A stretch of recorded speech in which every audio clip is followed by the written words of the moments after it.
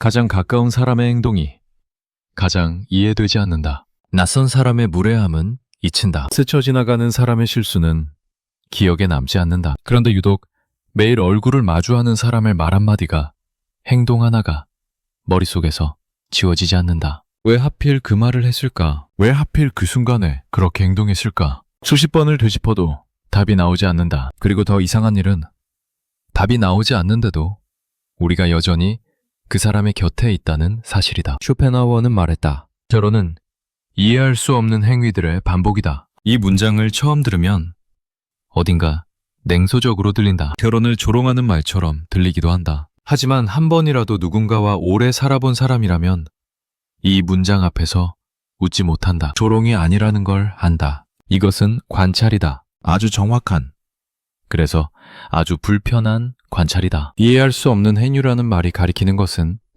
상대가 이상한 사람이라는 뜻이 아니다. 상대가 나쁜 사람이라는 뜻도 아니다. 다만 내가 아무리 들여다봐도 왜 그런 선택을 하는지 알 수 없는 순간이 있다는 뜻이다. 그리고 그 순간이 한 번으로 끝나지 않고 계속해서 돌아온다는 뜻이다. 한번 생각해보자. 누군가와 함께 살면서 상대의 행동이 완벽하게 이해된 적이 있었는가? 정말로 단 한 번이라도 저 사람이 왜 저러는지 완전히 알겠다 라고 느낀 적이 있었는가? 아마 없을 것이다. 있었다고 느꼈더라도 그것은 이해가 아니라 납득이었을 것이다. 이해와 납득은 다르다. 이해는 상대의 내면에 도달하는 일이고, 납득은 내가 내 안에서 설명을 만들어내는 일이다. 우리는 대부분 이해한 것이 아니라 납득한 것이다. 상대를 알게 된 것이 아니라 나 자신을 설득한 것이다. 그런데도 우리는 그것을 이해라고 불렀다. 이제 좀 알겠어.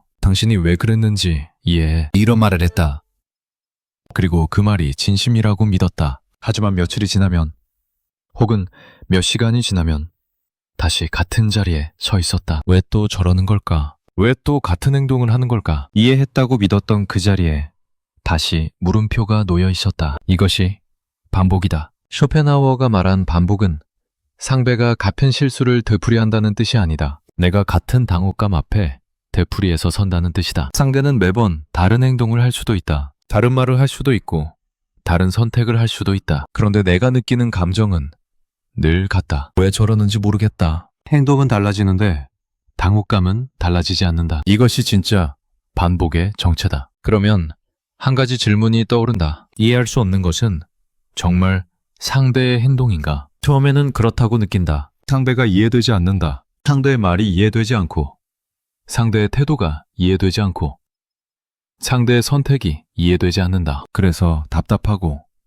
그래서 화가 나고, 그래서 지친다. 여기까지는 누구나 겪는 일이다. 그런데 이 감정을 조금 더 오래 들여다보면 이상한 지점이 보인다. 진짜 이해되지 않는 것은 상대가 아니라 나 자신일 수 있다. 상대의 행동이 이해되지 않는 것은 당연하다. 나와 다른 사람이니까. 나와 다른 방식으로 생각하고, 나와 다른 기준으로 판단하고, 나와 다른 감정의 순서를 가진 사람이니까. 그것은 놀라운 일이 아니다. 정말 놀라운 일은 그런 사람 곁에 내가 여전히 있다는 사실이다. 이해되지 않는데 떠나지 않는다. 답이 나오지 않는데 질문을 멈추지 않는다. 왜 그런가? 왜 우리는 이해할 수 없는 사람의 곁에 머무르는가? 이것이 쇼펜하우어의 문장이 진짜 가리키고 있는 곳이다. 이해할 수 없는 행위라는 말 속에는 두 가지가 들어있다. 하나는 상대의 행위다. 내가 이해할 수 없는 상대의 행동, 상대의 선택, 상대의 침묵. 그런데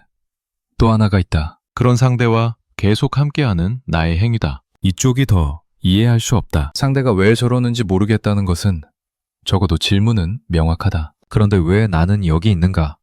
라는 질문에는 명확한 답이 없다. 사랑해서, 정이 들어서, 혼자가 두려워서, 어떤 대답을 가져와도 완전하지 않다. 어떤 설명을 붙여도 무언가가 빠져있다. 사실 이 감각은 관계의 초반에는 존재하지 않았다. 처음 누군가를 만났을 때 우리는 상대를 이해한다고 느꼈다. 상대의 말이 와닿았고, 상대의 감정이 읽혔고, 상대의 선택이 납득되었다. 그때는 모든 것이 자연스러웠다. 이 사람은 나를 알아준다. 이 사람과는 통한다. 그런 확신이 있었다. 그 확신이 너무 강했기 때문에 우리는 선택을 했다. 이 사람과 함께 살겠다는 선택, 이 사람과 남은 시간을 나누겠다는 선택. 그런데 그 확신은 어디서 왔는가? 돌이켜보면 그때의 확신은 이해에서 온 것이 아니었다. 기대에서 온 것이었다. 상대를 있는 그대로 본 것이 아니라 상대가 이런 사람일 것이라는 기대를 가지고 본 것이었다. 상대의 말을 들은 것이 아니라 내가 듣고 싶었던 말을 상대의 입에서 찾아낸 것이었다. 상대의 행동을 관찰한 것이 아니라 내가 원하던 행동만을 골라서 기억한 것이었다. 그래서 이해한다고 느꼈던 것이다. 실제로는 나는 상대를 이해한 적이 단 한 번도 없었다. 나는 나의 기대를 이해했을 뿐이다. 이것은 누구의 잘못도 아니다. 촉인 것도 아니고 속은 것도 아니다. 기대라는 것이 원래 그렇게 작동한다. 기대는 상대를 보는 것이 아니라 상대에게 내 모양을 입히는 일이다. 그리고 그 모양이 맞는 것처럼 느껴지는 동안에는 우리는 이해하고 있다고 믿는다. 문제는 그 모양이 언젠가는 반드시 벗겨진다는 것이다. 함께 사는 시간이 길어질수록 상대에게 입혀놓았던 매 기배의 옷이 하나씩 벗겨진다. 그리고 그 아래에서 나타나는 것은 내가 알지 못했던 사람이다. 내가 이해할 수 없는 사람이다. 그때 느끼는 감정은 배신감과 비슷하지만 배신감은 아니다. 배신은 상대가 약속을 어겼을 때 느끼는 것이다. 그런데 상대는 약속을 어긴 적이 없다. 상대는 처음부터 그 사람이었다. 달라진 것은 상대가 아니라 나의 기대다. 내가 만들어 놓은 상이 무너진 것이다. 그래서 이 감정은 배신감이라기보다는 환멸에 가깝다. 하지만 환멸이라는 단어도 정확하지는 않다. 환멸은 끝이 있는 감정이다. 환멸은 느끼면 떠나거나 포기하거나 체념한다. 그런데 우리는 환멸 뒤에도 떠나지 않는다. 이해할 수 없는데도 곁에 있다. 이것은 환멸보다 더 이상한 감정이다. 이름이 없는 감정이다. 여기서 시선을 한번 돌려보자. 지금까지는 내가 상대를 이해할 수 없다는 쪽에서만 이야기했다. 그런데 반대쪽은 어떤가? 상대는 나를 이해하고 있는가? 아마 아닐 것이다. 상대도 나를 이해하지 못하고 있을 것이다. 나의 어떤 행동은 상대에게 수수께끼일 것이고 나의 어떤 말은 상대를 당혹스럽게 만들고 있을 것이고 나의 어떤 침묵은 상대에게 해석 불가능한 벽처럼 느껴지고 있을 것이다. 나는 내가 이해받지 못하고 있다는 것을 잘 모른다. 왜냐하면 나는 나를 이해하고 있다고 느끼기 때문이다. 나의 행동에는 나름의 이유가 있고 나의 말에는 나름의 맥락이 있고 나의 침묵에는 나름의 사정이 있다. 나는 그것을 알고 있다. 하지만 상대는 모른다. 상대에게 보이는 것은 이유 없는 행동, 맥락 없는 말, 설명 없는 침묵이다. 그러니까 이해할 수 없는 행위의 반복 안에는 두 사람이 있다. 나는 상대를 이해하지 못한다. 상대도 나를 이해하지 못한다. 그리고 두 사람 모두 자기 자신은 이해하고 있다고 믿는다. 이 비대칭이 관계의 바닥에 늘 깔려 있다. 내가 느끼는 답답함은 상대도 느끼고 있고 내가 품고 있는 물음표는 상대도 품고 있다. 다만 각자의 물음표가 서로에게 보이지 않을 뿐이다. 이것을 알게 되면 감정의 방향이 조금 달라진다. 처음에는 상대가 이해되지 않아서 화가 났다. 왜 저런 행동을 하는지, 왜 저런 선택을 하는지, 왜 내가 이렇게까지 설명했는데도 변하지 않는지. 화의 방향은 상대를 향해 있었다. 그런데 상대도 나에게 같은 감정을 느끼고 있다는 것을 알게 되면 화는 갈 곳을 잃는다. 상대에게 화를 내는 것이 부당하다는 뜻이 아니다. 화를 내도 상황이 변하지 않는다는 것을 깨닫게 된다는 뜻이다. 왜냐하면 이해의 실패는 어느 한쪽의 문제가 아니기 때문이다. 두 사람 사이에 놓인 구조의 문제이기 때문이다. 화가 화갈 곳을 잃으면 남는 것은 무력감이다. 이 무력감은 특이하다. 보통 무력감은 내가 아무것도 할 수 없을 때 느끼는 감정이다. 그런데 관계에서의 무력감은 다르다. 나는 할 수 있는 것이 많다. 말할 수 있고, 들을 수 있고,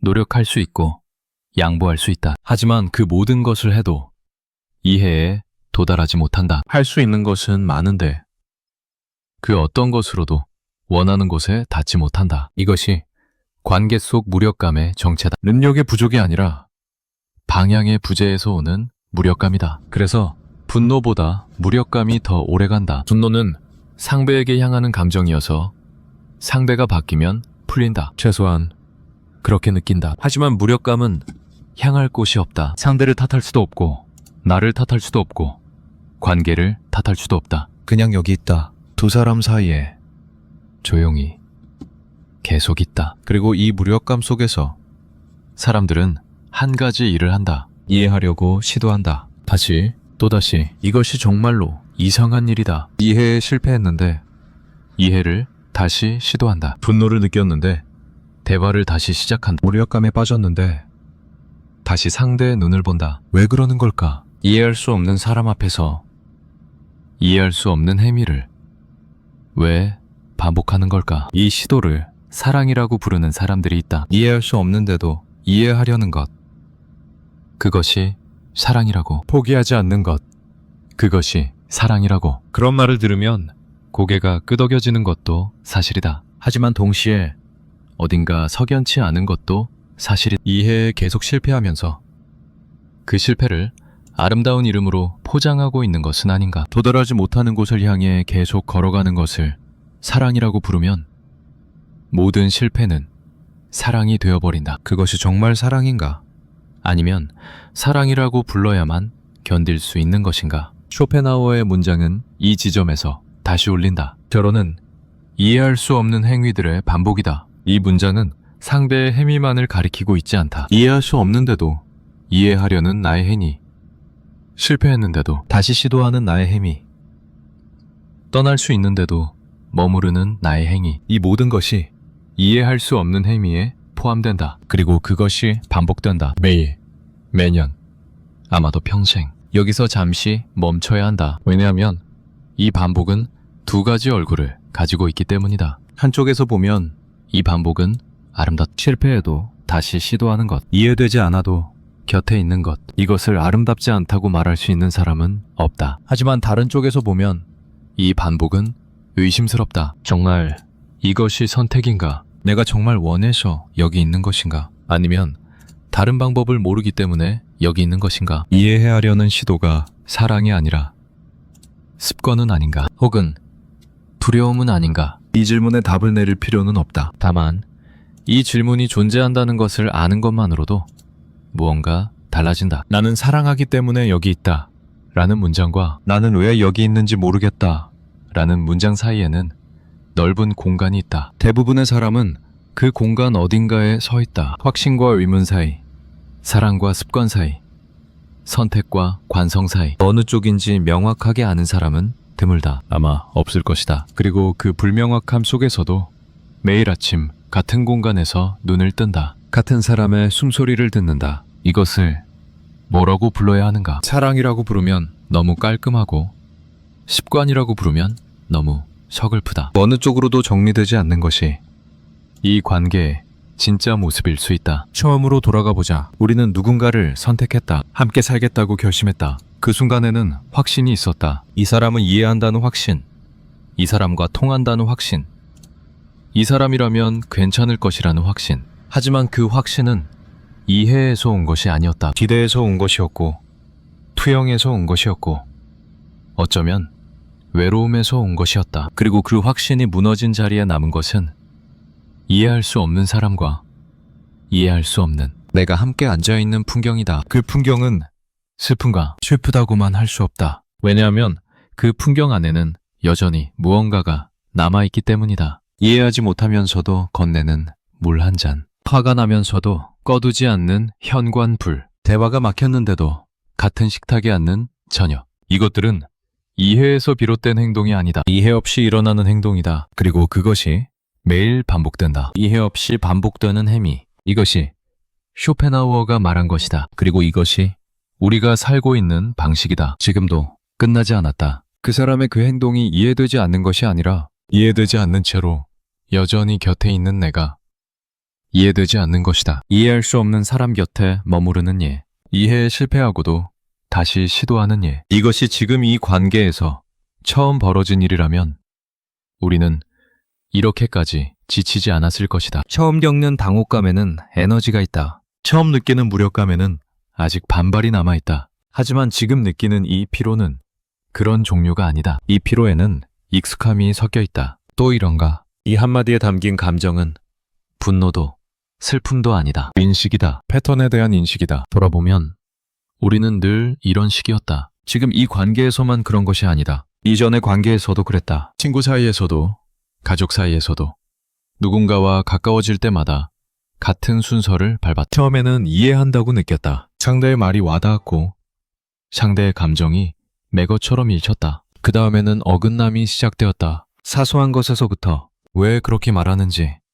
왜 그런 반응을 보이는지.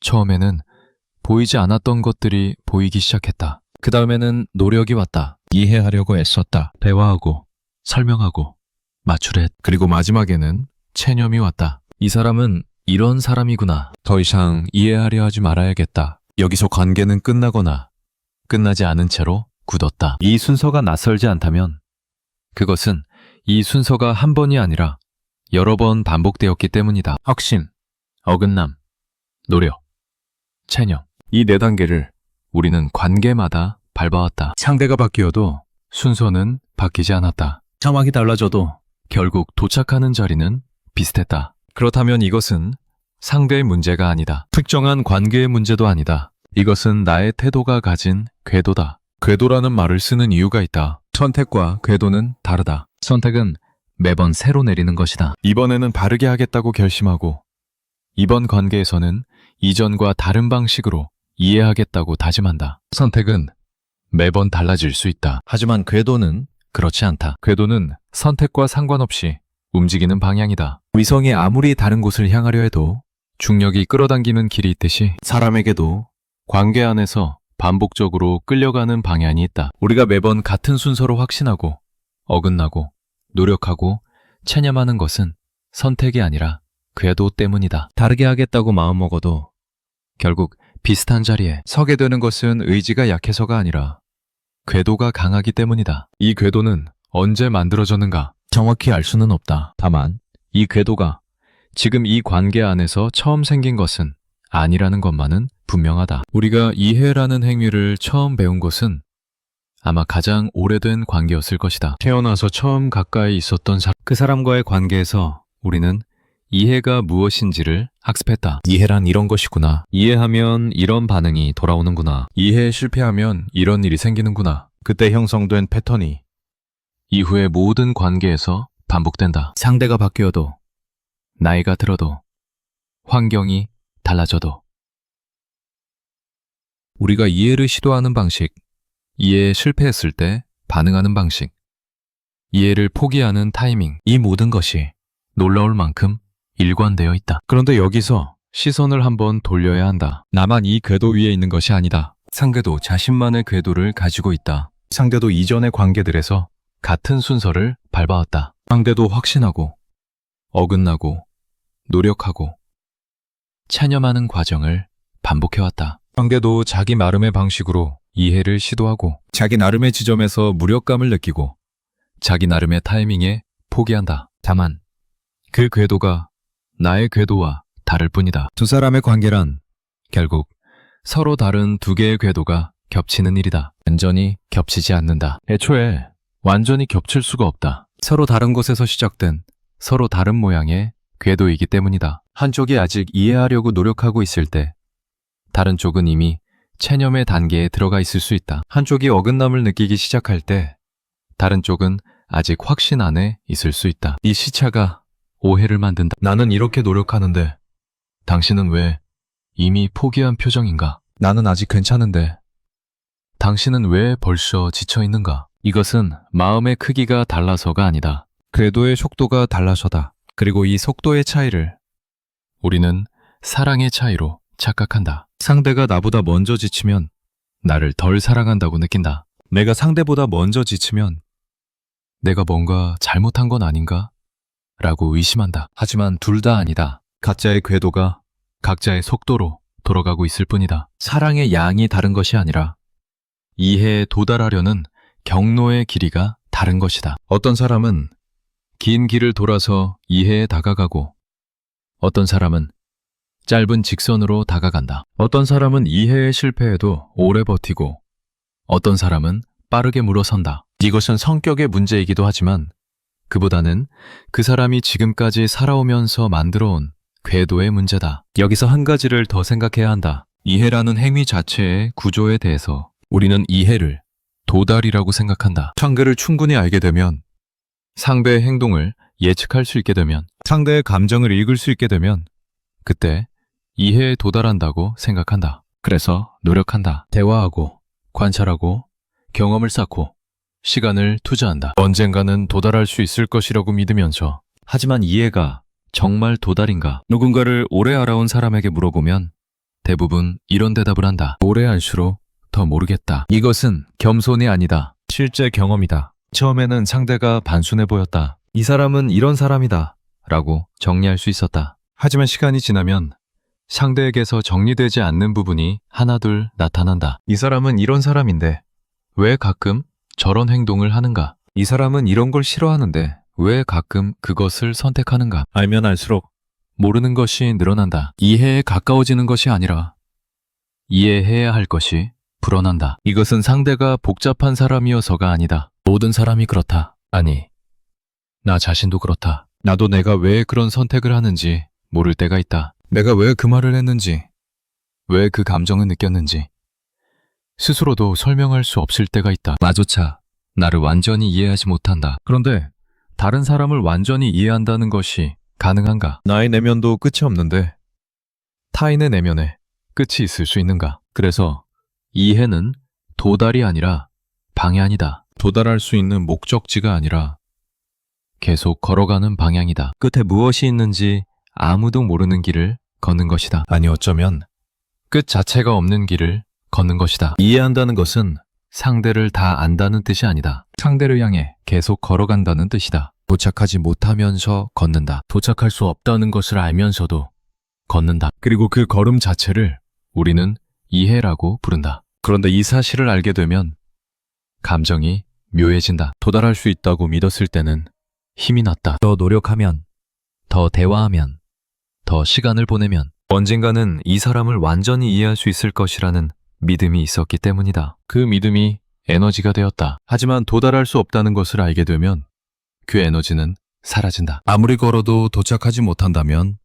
왜 걸어야 하는가? 이 질문 앞에서 사람들은 두 갈래로 나뉜다. 한쪽은 걸음을 멈춘다. 이해를 포기한다. 이 사람은 이런 사람이다 라고 선을 긋고 더 이상 상대 안으로 들어가려 하지 않는다. 다른 한쪽은 계속 걷는다. 도착하지 못한다는 것을 알면서도 걷는다. 왜 걷는지 자기도 모르면서 걷는다. 어느 쪽이 옳은가? 이 질문은 여기서 하지 않는다. 옳고 그름의 문제가 아니기 때문이다. 다만 어느 쪽을 선택하든 결과는 비슷하다는 것은 말할 수 있다. 이해를 포기한 사람도 이해를 계속 시도하는 사람도 결국은 같은 자리에 선다. 이해할 수 없는 사람 곁에서 이해 없이 하루를 보내는 자리, 포기했든 시도 중이든 일상은 같다. 같은 식탁, 같은 침묵, 같은 아침. 이해의 유무와 상관없이 관계는 계속된다. 이것이 어쩌면 가장 이해할 수 없는 부분이다. 다시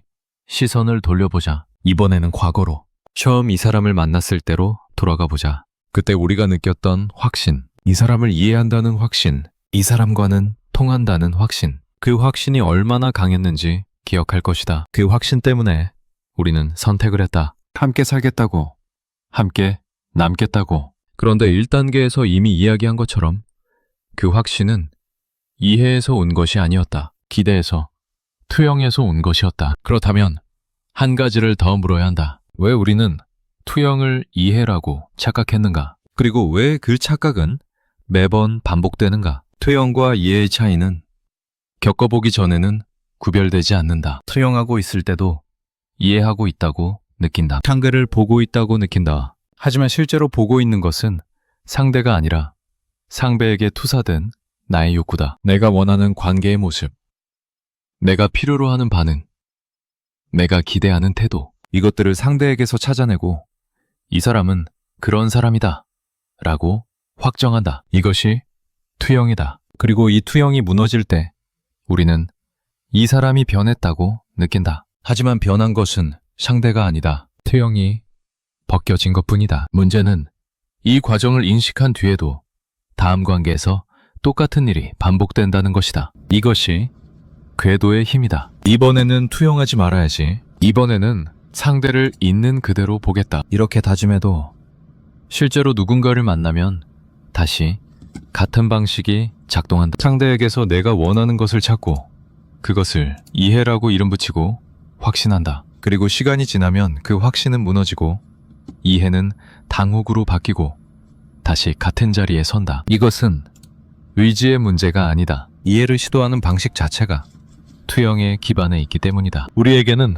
투영 없이 타인을 이해하는 방법이 없다. 상대를 있는 그대로 본다는 것은 말로는 가능하지만 실제로는 불가능에 가깝다. 왜냐하면 보는 행위 자체가 이미 나의 시선을 통과하기 때문이다. 나의 경험, 나의 기준, 나의 욕구를 거치지 않고 상대를 볼 수 있는 방법은 없다. 그래서 모든 이해에는 투영이 섞여 있다. 순수한 이해란 존재하지 않는다. 내가 상대를 이해한다고 느낄 때 그 안에는 반드시 나의 투영이 들어가 있다. 이것을 빼내면 이해라고 부를 수 있는 것이 얼마나 남는지 알 수 없다. 어쩌면 거의 남지 않을 수도 있다. 어쩌면 이해라고 불렀던 것의 대부분이 투영이었을 수도 있다. 이것은 비관이 아니다. 구조다. 인간이 타인을 인식하는 방식 자체에 내장된 구조다. 이 구조를 바꿀 수는 없다. 다만 이 구조가 있다는 것을 아는 것과 모르는 것의 차이는 있다. 아는 것과 모르는 것의 차이. 이 차이가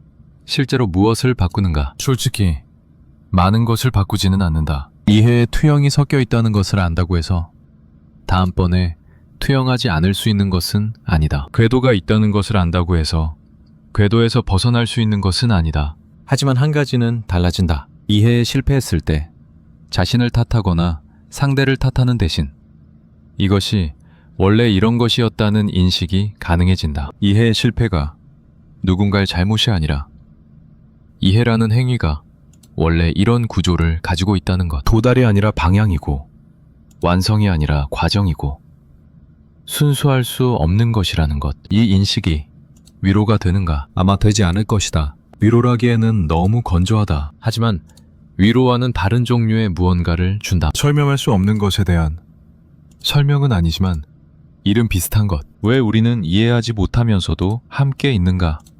라는 질문에 대한 대답은 아니지만 대답과 비슷한 것. 그것이 구조에 대한 인식이다. 답을 주지 않지만 답이 없는 이유를 보여준다. 그리고 여기서 가장 불편한 부분이 나온다. 이 구조를 인식한 뒤에도 우리는 이해를 포기하지 못한다. 구조를 안다. 도달할 수 없다는 것을 안다. 투영이 섞여 있다는 것을 안다. 그런데도 멈추지 못한다. 여전히 상대의 행동을 이해하려 하고 여전히 상대의 말을 해석하려 하고 여전히 상대의 침묵 뒤에 무엇이 있는지 궁금해한다. 왜 그런가? 알고 있는데 왜 멈추지 못하는가? 이것은 이해를 향한 욕구가 이성의 영역에 있지 않기 때문이다. 우리가 누군가를 이해하려는 것은 합리적 판단의 결과가 아니다. 이 사람을 이해하면 관계가 좋아질 것이다 라는 계산에서 출발하는 것이 아니다. 물론 그런 계산도 있다. 하지만 그 계산이 전부는 아니다. 이해하려는 욕구의 더 깊은 곳에는 연결되고 싶다는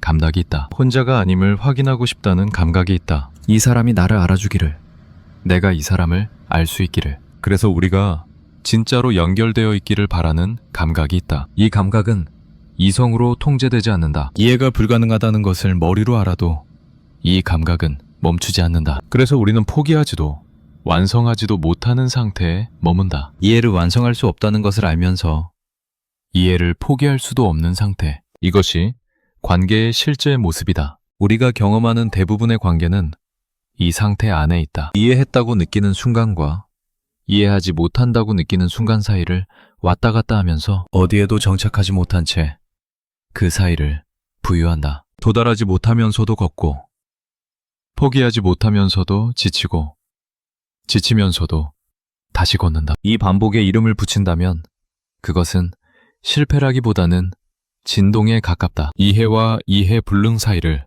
끊임없이 오가는 진동. 그런데 여기서 한 가지를 더 봐야 한다. 이 진동의 양쪽 끝이 변한다는 것을. 처음에는 진폭이 크다. 이해한다고 느낄 때는 크게 확신하고 이해하지 못한다고 느낄 때는 크게 절망한다. 하지만 시간이 지나면 진폭이 줄어든다. 확신이 작아지고 절망도 작아진다. 이해했다고 느끼는 순간에도 예전만큼 강한 확신은 되지 않는다. 이해하지 못한다고 느끼는 순간에도 예전만큼 깊은 절망은 오지 않는다. 모든 것이 조금씩 무뎌진다. 이것을 성숙이라고 부르는 사람도 있고 체념이라고 부르는 사람도 있다. 어느 쪽이든 진폭이 줄어드는 것은 사실이다. 그리고 진폭이 줄어들면 남는 것이 있다. 확신도 절망도 아닌 그 사이에 어딘가, 이해한 것도 아니고 이해하지 못한 것도 아닌 그 중간의 상태. 상대를 안다고도 모른다고도 말할 수 없는 그 애매한 지대. 이 지대에서 사람들은 오래 산다. 어쩌면 관계의 대부분은 이 지대 안에서 보내는 시간이다. 극적인 이해의 순간도, 극적인 불이해의 순간도 드물다. 대부분은 그저 모르면서 함께 있는 시간이다. 이것이 관계의 조건이다. 테람이 아니다. 고장이 아니다. 고칠 수 있는 문제가 아니다. 관계라는 것이 원래 이런 구조로 되어 있다. 이해할 수 없는 두 사람이 이해할 수 없다는 것을 알면서도 혹은 모르면서도 같은 공간에 있는 것. 이것이 관계의 기본 설정이다. 우리가 관계에 실패했다고 느끼는 많은 순간이 사실은 관계가 원래의 모습을 드러낸 순간이었을 수 있다. 이해가 무너진 것이 아니라 이해라는 환상이 거친 것이었을 수 있다. 쇼펜하우어는 결혼이라고 했다. 하지만 이것은 결혼에만 해당되는 말이 아니다. 이해할 수 없는 행위들의 반복. 이것은 모든 가까운 관계의 본질이다. 부모와 자식 사이에서도, 오랜 친구 사이에서도, 동료 사이에서도 가까워질수록 이해할 수 없는 것이 늘어난다. 그리고 이해할 수 없는 것이 늘어날수록 두 가지 중 하나가 일어난다. 관계가 멀어지거나 이해 없이 함께 있는 법을 배우거나. 대부분의 관계는 이 두 가지 사이를 오간다. 멀어졌다가 다시 가까워지고 이해 없이 함께 있다가 그것이 힘들어서 다시 멀어지고. 이것도 반복이다. 우리는 이 반복 안에서 살아왔다. 앞으로도 이 반복 안에서 살아갈 것이. 달라지는 것은 하나뿐이다. 이 반복을 인식하느냐, 인식하지 못하느냐. 인식한다고 해서 반복이 멈추지는 않는다. 하지만 인식하면 반복 안에서 느끼는 감정의 종류가 조금 달라진다. 왜 또 이런가? 라는 분노 대신 이것은 원래 이런 것이었다. 라는 인식이 자리를 잡는다. 그 인식이 편안한 것은 아니다. 하지만 분노보다는 오래 버틸 수 있는 감정이다. 그리고 한 가지가 더 보인다. 지금까지 우리는 이해의 실패만을 이야기해왔다. 하지만 사실 이해하려는 시도 자체도 하나의 햄이다. 이해할 수 없는 햄이다. 도달할 수 없는 곳을 향해 걷는 것. 완성할 수 없는 것을 계속 시도하는 것. 실패할 것을 알면서도 멈추지 못하는 것. 이것이야말로 이해할 수 없는 행위가 아닌가. 상대의 행동이 이해할 수 없는 것만큼이나 이해하려는 나의 행위도 이해할 수 없다. 그리고 이 두 가지 이해할 수 없는 행위가 매일 반복된다. 한쪽에서는 상대가 이해할 수 없는 행동을 하고 다른 쪽에서는 내가 이해할 수 없는 시도를 한다. 이 이중의 반복이 관계의 실체다. 쇼펜하우어가 이것을 알았는지는 알 수 없다. 하지만 그의 문장은 이것을 정확히 가리키고 있다. 결혼은 이해할 수 없는 행위들의 반복이다. 행위들이라는 복수형 안에 상대의 행위와 나의 행위가 함께 들어있다. 둘 다 이해할 수 없고 둘 다 반복된다. 그리고 우리는 이 이중의 불가해 속에서 매일 아침 일어나 같은 사람의 얼굴을 본다. 돌아보면 관계가 달라진 적은 없었다. 달라진 것은 이해를 포기하는 속도뿐이었다. 왜 우리는 늘 같은 순서로 지치는가? 여기서 한 걸음 물러서야 한다. 지금까지 우리는 하나의 관계 안에서 이야기했다. 가까운 사람, 함께 사는 사람, 매일 얼굴을 마주하는 사람, 그 사람을 이해할 수 없다는 것. 이해할 수 없는데도 곁에 있다는 것. 그 반복이 어디서 오는지. 여기까지는 개인의 이야기였다. 나와 그 사람 사이의 이야기였다. 하지만 한 걸음 물러서서 보면 이것이 나만의 이야기가 아니라는 것을 알게 된다. 지금 이 순간에도 수없이 많은 사람들이 같은 자리에 서 있다. 이해할 수 없는 사람 곁에서 이해 없이 하루를 보내고 있다. 아침에 눈을 뜨고 상대의 얼굴을 보고 이해되지 않는 행동을 목격하고 답답함을 삼키고 그러면서도 같은 식탁에 앉는다. 이것이 어느 한 집에서만 일어나는 일이 아니다. 어느 한 문화에서만 일어나는 일이 아니다. 어느 한 시대에서만 일어나는 일이 아니다. 인간이 함께 살기 시작한 이후 이 장면은 단 한 번도 멈춘 적이 없다. 이것을 어떻게 봐야 하는가? 결혼이라는 제도의 문제인가? 아니다. 결혼하지 않은 관계에서도 같은 일이 벌어진다. 문화의 문제인가? 아니다. 어떤 문화권이든 사람들은 이해할 수 없는 존재와 함께 산다. 교육의 문제인가? 아니다. 얼마나 배웠든, 얼마나 성찰했든, 이해의 한계 앞에서는 모두 같은 자리에 선다. 이것은 특정한 원인에서 비롯된 특정한 문제가 아니다. 이것은 인간이라는 존재의 조건이다. 시선을 더 넓혀보자. 결혼만이 아니다. 우리가 맺는 모든 가까운 관계에서 이해 불능의 순간은 반복된다. 부모와 자식 사이를 보자. 부모는 자식을 이해한다고 믿는다. 내가 낳았으니까. 내가 키웠으니까. 누구보다 이 아이를 잘 안다고 믿는다. 하지만 자식이 자라면서 보여주는 선택들 중에는 부모가 도저히 이해할 수 없는 것이 있다. 왜 그 길을 가는지, 왜 그 사람을 만나는지, 왜 그 기회를 버리는지. 부모의 눈에는 명백히 보이는 것이 자식의 눈에는 보이지 않는다. 아니, 보이지 않는 것이 아니라 다른 것이 보이고 있을 뿐이다. 부모와 자식은 같은 세계를 보면서도 서로 다른 세계에 살고 있다. 반대쪽도 마찬가지다. 자식은 부모를 이해하지 못한다. 왜 그렇게 걱정하는지, 왜 그렇게 간섭하는지, 왜 놓아주지 못하는지. 자식의 눈에 비치는 부모의 행동 중 상당 부분은 이유가 납득되지 않는 행동이다. 자식은 그것을 사랑이라고 부르기도 하고 집착이라고 부르기도 한다. 하지만 어느 쪽으로 부르든 이해가 되는 것은 아니다. 이름을 붙이는 것과 이해하는 것은 다르다. 우리는 이해할 수 없는 것에 이름을 붙여서 이해한 것처럼 처리한다. 하지만 이름은 이해가 아니다. 이름은 분류일 뿐이다. 친구 사이에서도 마찬가지다. 오래된 친구, 모든 것을 알고 있다고 느끼는 친구. 그런 친구가 어느 날 예상치 못한 선택을 한다. 이해되지 않는 행동을 한다. 그때 느끼는 감정은 배우자에게 느끼는 것과 다르지 않다. 이 사람을 알고 있다고 생각했는데. 이 문장 안에 담긴 당혹감은 관계의 종류와 상관없이 동일한 구조를 가지고 있다. 알고 있다는 믿음이 무너지는 순간의 당혹감. 이 당혹감은 관계의 깊이에 비례한다. 더 깊이 안다고 믿었을수록 이해할 수 없는 순간의 충격은 크다. 동료 사이에서도 같은 일은 벌어진다. 오래 함께 일한 사람, 이 사람의 업무 방식을 알고 있다고, 이 사람이 어떤 상황에서 어떻게 반응하는지 예측할 수 있다고 믿는다. 하지만 어느 순간 전혀 예측하지 못한 반응이 나온다. 왜 그런 결정을 내렸는지, 왜 그 방향으로 갔는지 아무리 생각해도 알 수 없다. 물어볼 수는 있다. 설명을 들을 수는 있다. 하지만 설명을 들어도 이해되지 않을 때가 있다. 상대의 논리가 나의 논리와 너무 다르기 때문이다. 같은 상황을 보면서도 완전히 다른 결론에 도달하는 사람이 있다는 것. 이것을 매번 새롭게 발견한다. 모든 가까운 관계에서 이 일은 반복된다. 상대가 바뀌고, 관계의 성격이 바뀌고, 맥락이 바뀌어도 이해할 수 없는 순간은 반드시 돌아온다. 그리고 그 순간 앞에서 우리가 할 수 있는 일은 늘 같다. 받아들이거나 떠나거나 이해 없이 곁에 있거나. 대부분은 세 번째를 선택한다. 아니, 선택이라는 말도 정확하지 않다. 선택했다기보다는 그렇게 되어버렸다. 이해 없이 곁에 있는 것이 관계의 기본 상태가 되어버렸다. 여기서 시선을 한 번 더 돌려보자. 이번에는 감정에서 존재로. 이해할 수 없는 것 곁에 머무르는 일. 이것은 인간만이 하는 일인가? 동물도 무리를 이룬다. 함께 먹고, 함께 자고,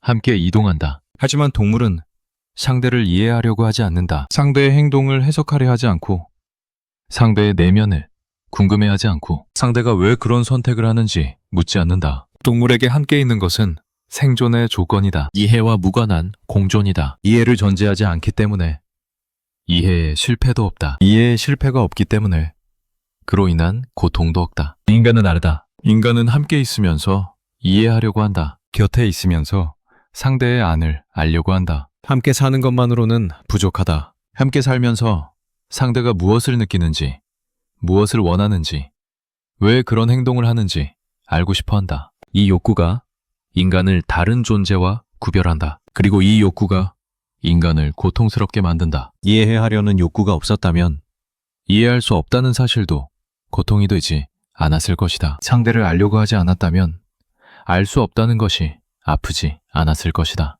그러니까 고통의 원인은 상대의 이해 불가능함이 아니다. 고통의 원인은 이해하려는 나의 욕구다. 상대가 이해할 수 없는 존재라는 것은 변하지 않는 사실이다. 이것은 관계의 조건이다. 하지만 이 조건이 고통이 되는 것은 내가 이 조건을 받아들이지 못하기 때문이다. 이해할 수 없다는 것을 알면서도 이해하고 싶다는 욕구를 멈추지 못하기 때문이다. 이 욕구와 현실 사이의 간극이 고통을 만든다. 그렇다면 이 욕구를 멈추면 고통도 멈추는가? 이론적으로는 그렇다. 이해하려는 시도를 멈추면 이해에 실패할 일도 없다. 상대의 내면을 궁금해하지 않으면 알 수 없다는 것이 아프지 않다. 이것이 하나의 방법이다. 실제로 이 방법을 선택하는 사람도 있다. 이해를 포기하고 공존만 유지하는 사람. 같은 지붕 아래 살면서도 상대의 내면에 관심을 끄는 사람. 이것이 나쁜 것인지 좋은 것인지는 말하지 않겠다. 다만 이 방법을 선택한 사람도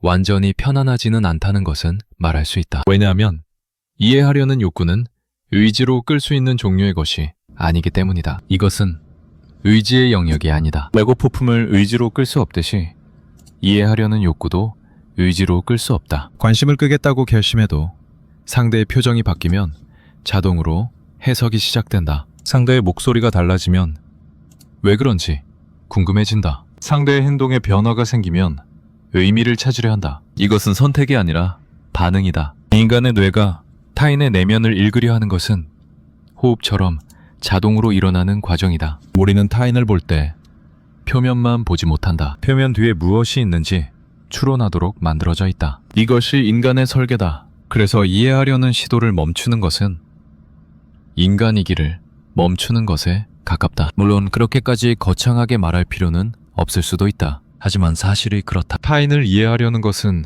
인간에게 매장된 기능이다. 끌 수 없는 기능이다. 이 기능이 실패를 만들고 그 실패가 고통을 만들고 그 고통 속에서도 이 기능은 멈추지 않는다. 이것이 인간이라는 존재의 구조다. 그러면 이런 질문이 가능하다. 이 구조는 결함인가? 이해하려는 욕구가 결국 고통을 만든다면 이 욕구는 잘못 설계된 것인가? 도달할 수 없는 목표를 향해 끊임없이 달려가게 만드는 이 욕구는 진화의 실수인가? 아니면 이 욕구가 있어야만 가능한 무언가가 있는 것인가? 이 질문에 대한 답을 내리는 것은 이 글의 역할이 아니다. 다만 한 가지는 관찰할 수 있다. 이해하려는 욕구가 없었다면 인간의 관계는 전혀 다른 모습이었을 것이다. 아마 더 편했을 것이다. 이해에 실패하는 고통이 없으니까. 상대를 알 수 없다는 무력감이 없으니까. 하지만 동시에 지금 우리가 알고 있는 관계의 깊이도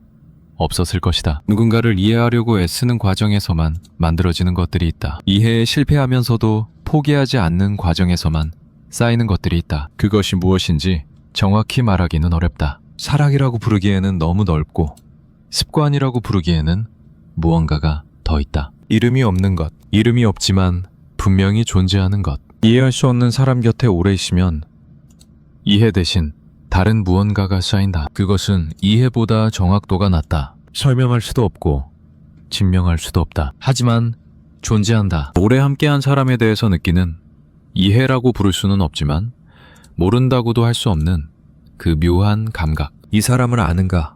라고 누가 물으면 안다고도 모른다고도 답할 수 없는 상태. 하지만 그 사람의 기침 소리만으로 오늘의 컨디션을 짐작하고 그 사람의 침묵의 종류를 3가지쯤은 구별할 수 있고 그 사람이 문을 닫는 방식만으로 기분을 읽을 수 있는 상태. 이것은 이해인가? 아마 아닐 것이다. 이해라기보다는 축적이다. 이해할 수 없는 시간이 쌓여서 만들어진 이해와 다른 종류의 알미다. 이 알은 이해에 도달하지 못한 실패의 부산물이다. 이해하려고 했지만 이해할 수 없었던 수천 번의 시도가 남긴 잔해다. 하지만 그 잔해가 나름의 형태를 가지고 있다. 이해의 형태는 아니다. 설명의 형태도 아니다. 그저 이 사람 곁에 오래 있었다는 사실이 만들어낸 다른 어떤 관계에서도 대체할 수 없는 고유한 감각이다. 이것은 새 관계에서 처음부터 만들 수 있는 것이 아니다. 오직 시간만이 만들 수 있다. 오직 이해에 실패한 시간만이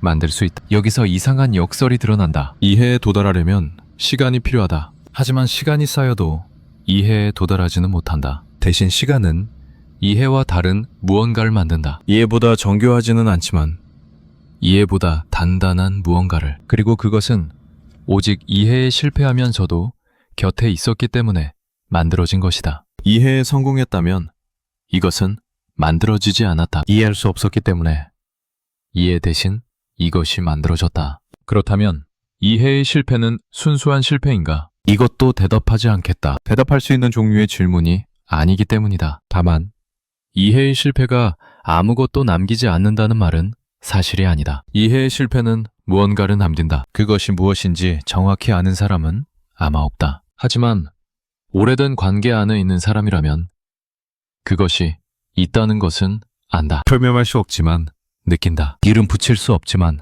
의지한다. 이해가 아닌 그 무언가 위에서 매일의 관계가 버티고 있다. 다시 인간 전체로 시선을 넓혀보자. 지금 이 순간 세계 어딘가에 부엌에서 한 사람이 다른 사람의 컵에 물을 따르고 있다. 그 사람을 이해하기 때문이 아니다. 이해하지 못하면서도 물을 따르는 것이 세계 어딘가의 거실에서 한 사람이 다른 사람의 곁에 앉아 있다. 대화가 없다. 대화할 말이 없어서가 아니라 대화해도 이해에 도달하지 못한다는 것을 알기 때문이다. 그런데도 앉아 있다. 세계 어딘가의 침대에서 한 사람이 다른 사람의 숨소리를 듣고 있다. 그 숨소리가 의미하는 것을 모른다. 환대가 지금 무슨 꿈을 꾸고 있는지, 무엇을 생각하면서 잠들었는지, 내일 아침 어떤 표정으로 일어날지 모른다. 그런데 듣고 있다. 이 장면들이 동시에 수백만 개의 공간에서 벌어지고 있다. 이것은 사랑인가? 이 질문에 그렇다고 답하면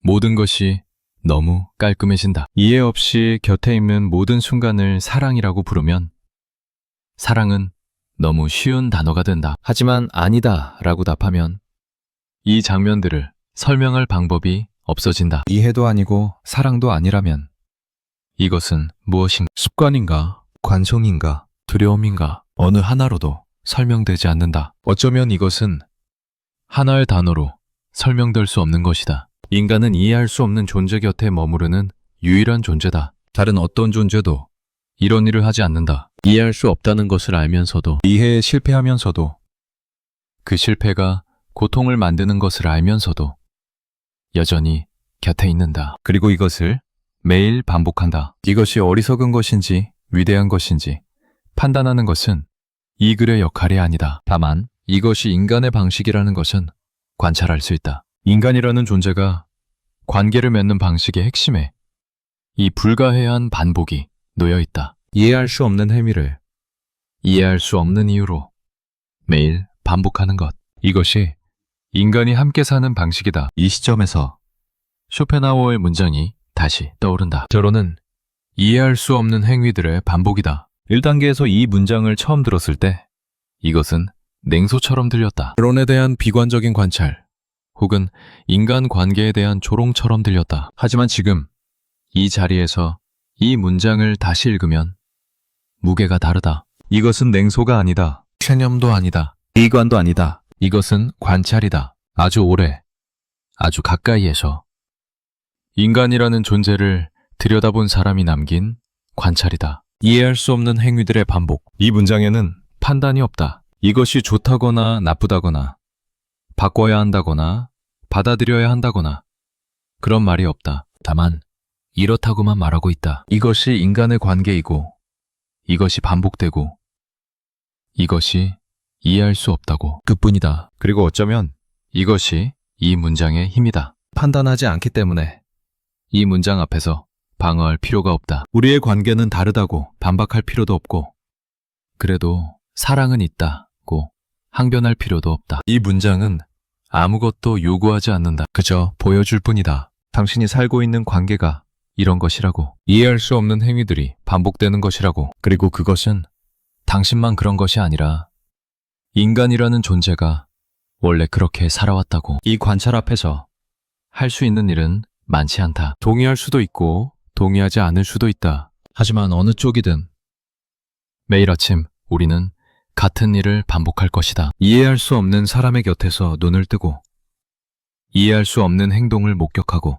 이해할 수 없는 감정을 느끼고 이해할 수 없는 이유로 그 자리에 머무를 것이다. 이것이 내일도 모레도 그 다음 날도 반복될 것이다. 그리고 그 반복 안에서 이해 대신 무언가가 쌓일 것이다. 이름을 모르는 무언가가. 이 글은 여기서 끝난다. 이해할 수 없는 사람 곁에 머무르는 것이 아름다운 일이라고 말하지 않겠다. 어리석은 일이라고도 말하지 않겠다. 다만 인간은 그렇게 해왔다. 이해할 수 없는 것 곁에 머물렀다. 이해할 수 없는 행위를 반복했다. 그리고 그 반복을 어떤 때는 사랑이라고 불렀고 어떤 때는 인생이라고 불렀고 대부분의 때는 아무 이름도 붙이지 않았다. 하나만 남겨둔다. 이해할 수 없는 사람 곁에 머무르는 일을 인간은 왜 멈추지 못하는가? 그것이 사랑이어서인가?